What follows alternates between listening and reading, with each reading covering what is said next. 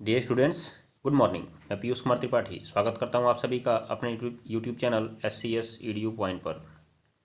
तो आज हम लोग पुनः चैप्टर नंबर 2 संघवाद का अंतिम भाग पढ़ने वाले हैं, जिसमें हम लोग कुछ महत्वपूर्ण प्रश्नों को हल करेंगे जो आपकी परीक्षा में पूछे गए हैं। तो आइए बिना देर किए हुए हम लोग इनको शुरू करते हैं। तो जल्दी जल्दी आप अपने मित्रों के पास इसे शेयर कर दीजिए और उनसे भी बोल दीजिए क्लास शुरू हो गई है, उठ जाओ। सोने से कुछ मिलेगा नहीं, क्योंकि जो सोवत है वो खोवत है, जो जागत है वो पावत है। याद रखिएगा। चलिए तो देखिए ज़रा, यहाँ पे हम लोग का सबसे पहला सवाल आता है, भारत में पंचायती राज व्यवस्था का विवेचन कीजिए। ठीक है, तो ये तो मैं आपको बता चुका हूँ, बस एक क्वेश्चन आंसर के माध्यम से लेके आया था। ये आपके पेपर में आया हुआ है इसलिए। ठीक है, तो देखिए इस सवाल को आप देखिए, पंचायती राज व्यवस्था की विवेचना करनी है आपको। तो क्या लिखेंगे आप?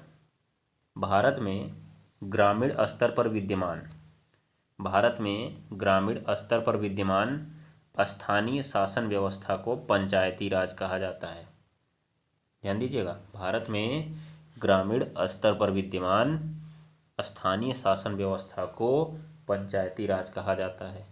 ठीक है, आगे लिखिएगा, भारत में त्रिस्तरीय पंचायती राज व्यवस्था है। भारत में त्रिस्तरीय पंचायती राज व्यवस्था है। पहला लिखिएगा ग्राम पंचायत, दूसरा लिखिएगा पंचायत समिति और तीसरा लिखिएगा जिला परिषद। ठीक है, तो आप पहले हेडिंग लिख लीजिएगा उसमें ग्राम पंचायत। क्या लिखेंगे आप? पहले हेडिंग ग्राम पंचायत हो जाएगा। तो क्या कहेंगे आप?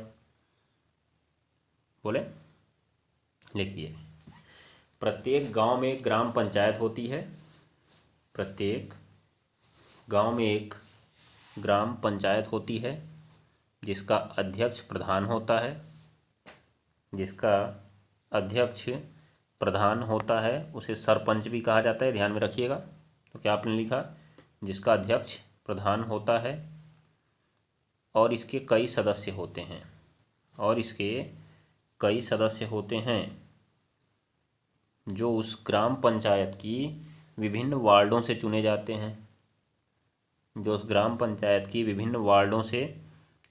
हैं, जिन्हें आप लोग BDC कहते हैं जी। BDC याद रखिएगा। ठीक है, चलिए तो क्या कहेंगे आप? हो गया। उसके बाद लिखिएगा, इसकी बैठक साल में कम से कम 2 या 3 बार करनी होती है। इसकी बैठक साल में कम से कम 2 या 3 बार करनी होती है। ये बात को आप ध्यान में रख लीजिएगा। चलिए दूसरा लिख लीजिएगा पंचायत समिति।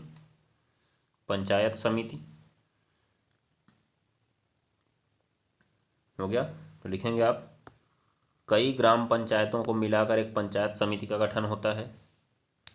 कई ग्राम पंचायतों को मिलाकर एक पंचायत समिति का गठन होता है।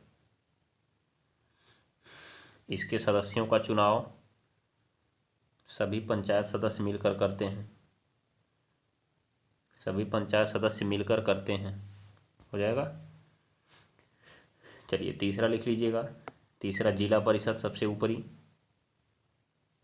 क्या होगा? ग्राम पंचायत को मिलाकर आपका बना पंचायत समिति, तो पंचायत समिति को मिलाकर क्या बनेगा? जिला परिषद। ठीक है, ये बात को आप ध्यान में रखिएगा। चलिए तो क्या लिखेंगे? किसी जिले की सभी पंचायत समितियों को मिलाकर एक जिला परिषद का गठन किया जाता है। किसी जिले की जिला परिषद का गठन सभी पंचायत समितियों को मिलाकर किया जाता है। हो गया। इसके अधिकांश सदस्यों का चुनाव किया जाता है। जबकि इसमें उस जिले के लोकसभा सांसद और विधानसभा के विधायक और कुछ अधिकारी भी सदस्य होते हैं। हो जाएगा ना, ये बात को ध्यान में रखिएगा। तो ये आपका हो गया पंचायती राज व्यवस्था की विवेचना। ये आप क्वेश्चन आंसर जरूर कर लीजिए, इंपॉर्टेंट है, ध्यान दीजिएगा, पेपर में इसी टाइप से पूछे गए हैं। ये चीज़ आपको बढ़िया दिख रहा है कि भारत पंचायती राज पर भारत सरकार किस प्रकार से नियंत्रण करती है। जो हमारी सरकार है वो पंचायती राज पर नियंत्रण कैसे करती है, देखिए ज़रा आप लोग इस बात को, कैसे नियंत्रण करती है। देखिए, कहने का मतलब है कि आपने सुना कि स्थानीय स्वशासन शब्द जब आया था तो 73वां और 74वां संविधान संशोधन किया गया और स्थानीय स्तर पर शासन को कुछ छूट दी गई, अर्थात उन्हें कुछ काम करने का छूट दी गई कि आप ये काम कर सकते हो। परंतु ऐसा नहीं था कि पूरी तरह से उन्हें सरकार से मुक्त कर दिया गया, जो मर्जी आए वो करें, नहीं, ऐसा नहीं है। इन पर सरकार का नियंत्रण है। कैसे नियंत्रण है? सबसे पहले इनको जो सरकार से अनुदान प्राप्त होता है उसका उसका लेखा जोखा करके सरकार के पास भेजा जाता है। याद रखिएगा, उसका लेखा जोखा करके सरकार के पास भेजा जाता है, ये बात को आप ध्यान में रखिएगा। ठीक है, तो पहला पॉइंट आपका हो जाएगा कि प्राप्त अनुदान का लेखा जोखा सरकार कराती है।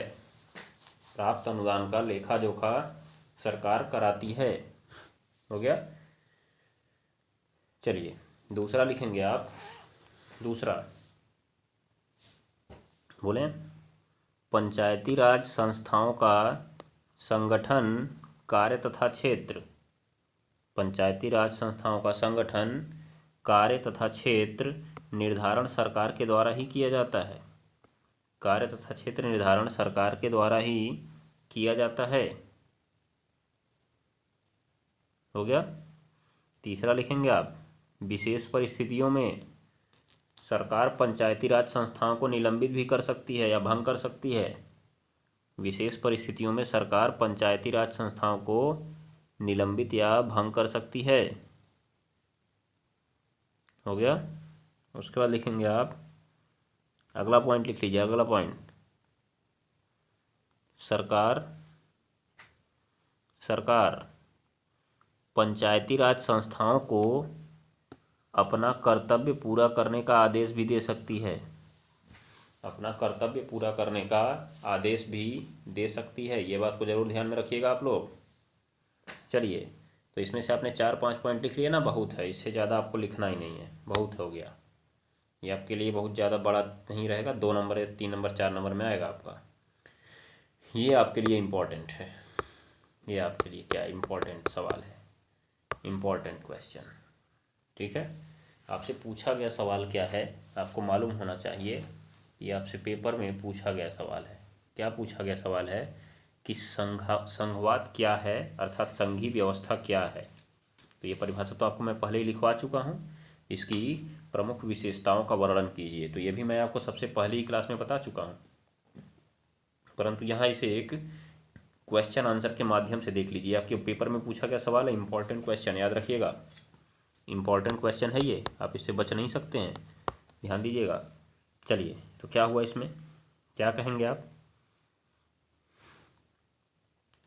भारतीय संघवाद की प्रमुख विशेषताएं निम्न प्रकार हैं। भारतीय संघवाद की प्रमुख विशेषताएं निम्न प्रकार हैं। तो पहला लिखेंगे आप,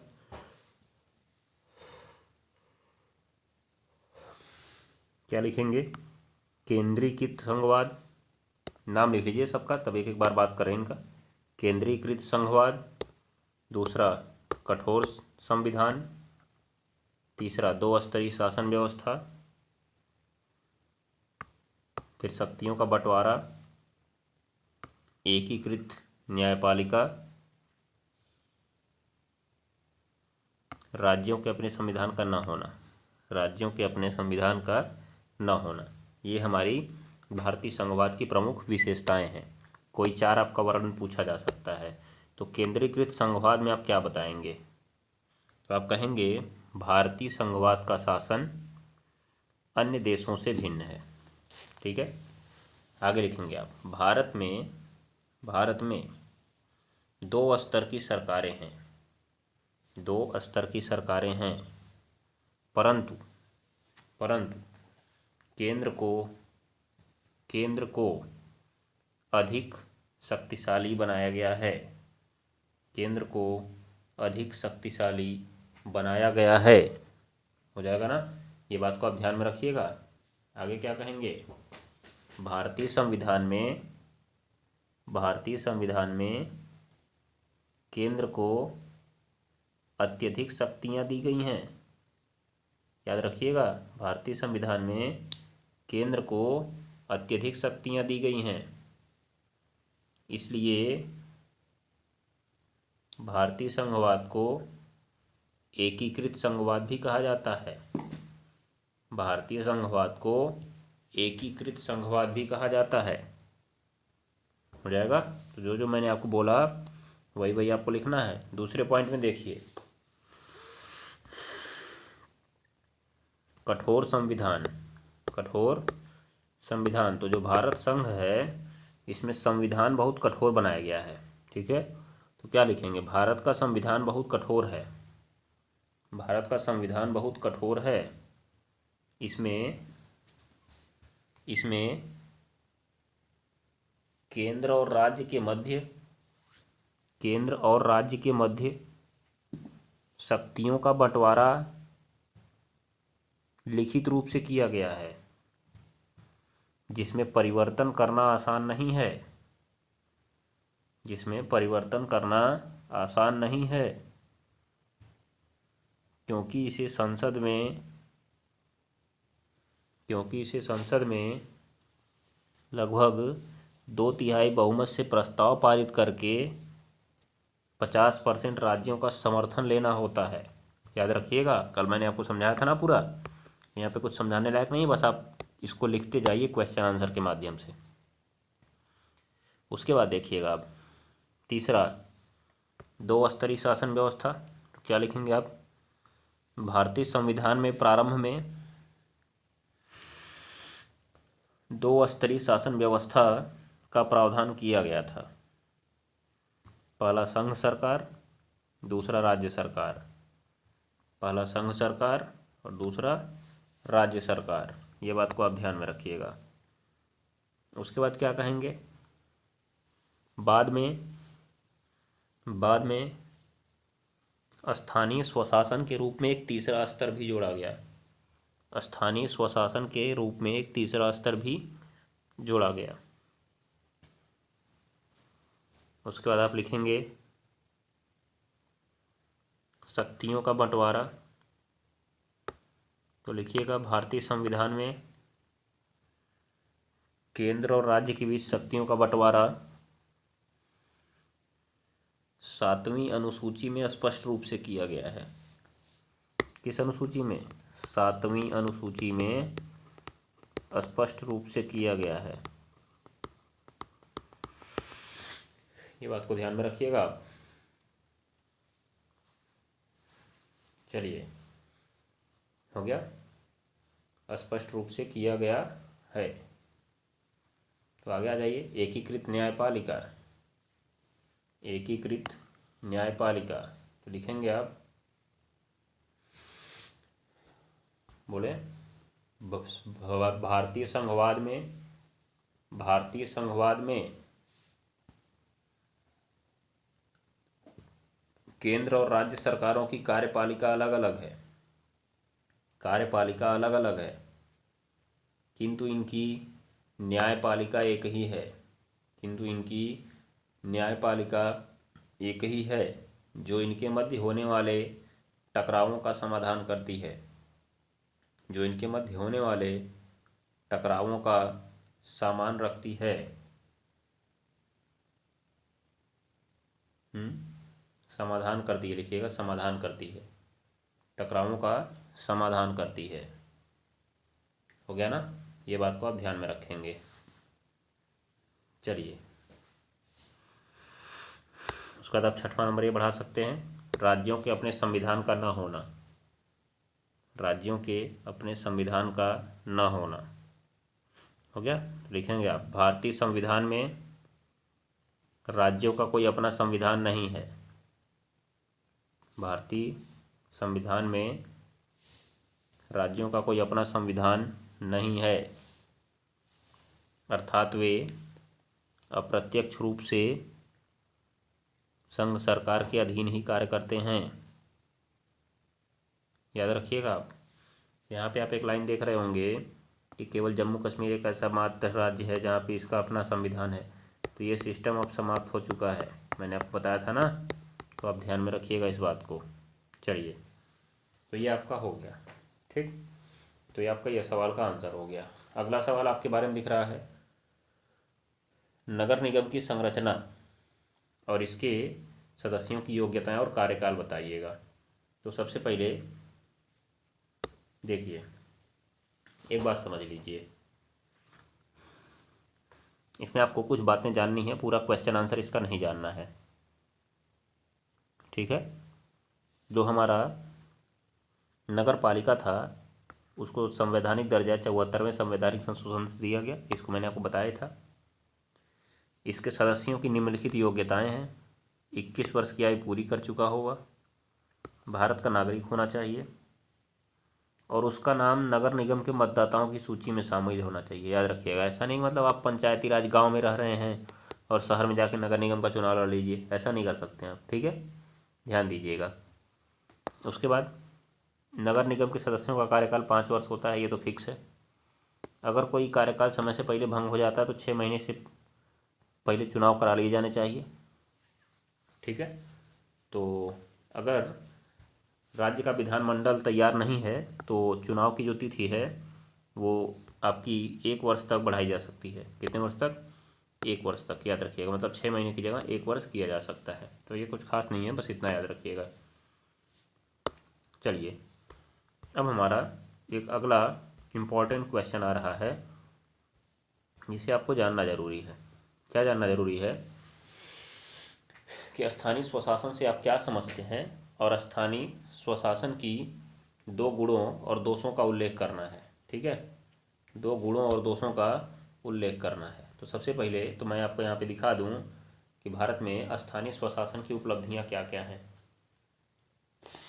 तो स्थानीय स्वशासन की उपलब्धियों में आप क्या लिखेंगे?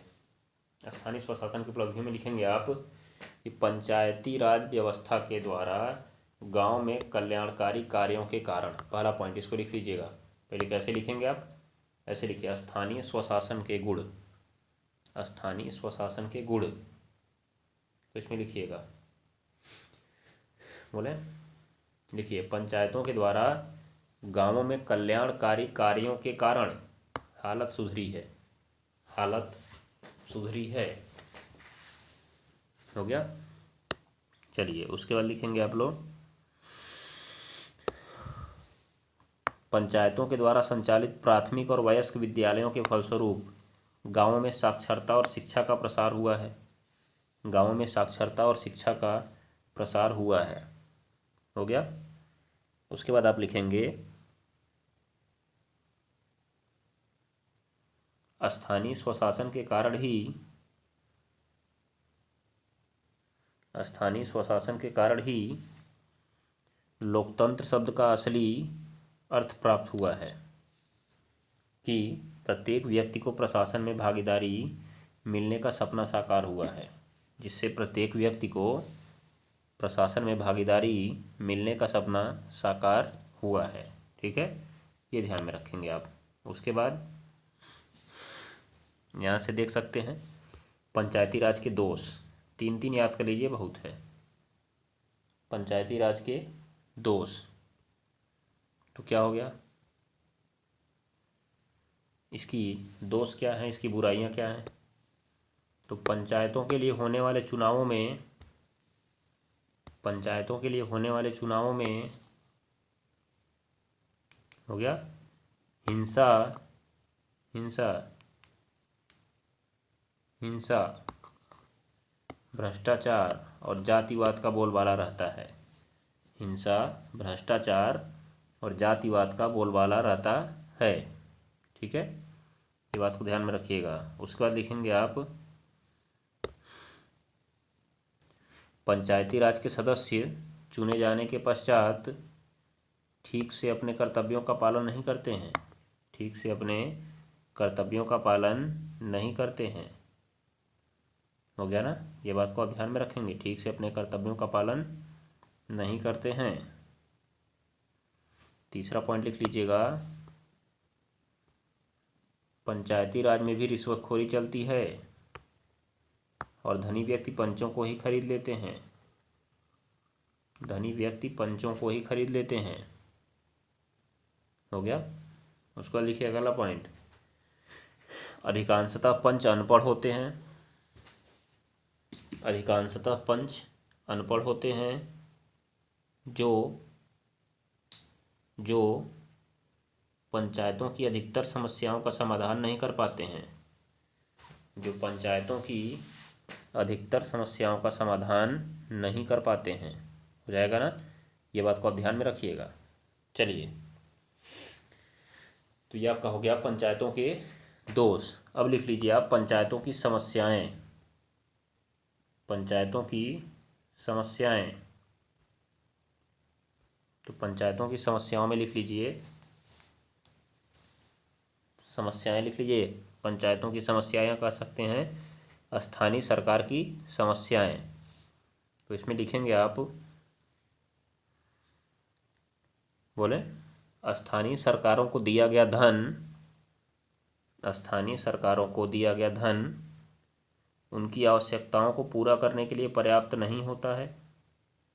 उनकी आवश्यकताओं को पूरा करने के लिए पर्याप्त नहीं होता है, जिसके कारण उन्हें अनेक समस्याओं का सामना करना पड़ता है। जिसके कारण उन्हें अनेक समस्याओं का सामना करना पड़ता है। हो गया, ये ध्यान में रखिएगा आप। दूसरा लिख लीजिए, दूसरा,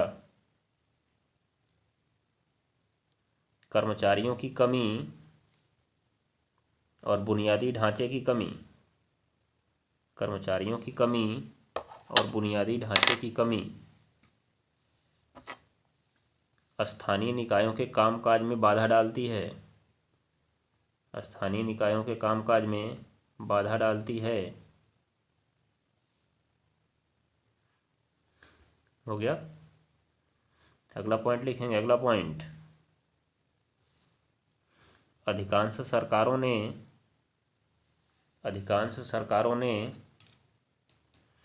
स्थानीय सरकार के समकक्ष ही अपनी एक बॉडी की स्थापना कर दी है।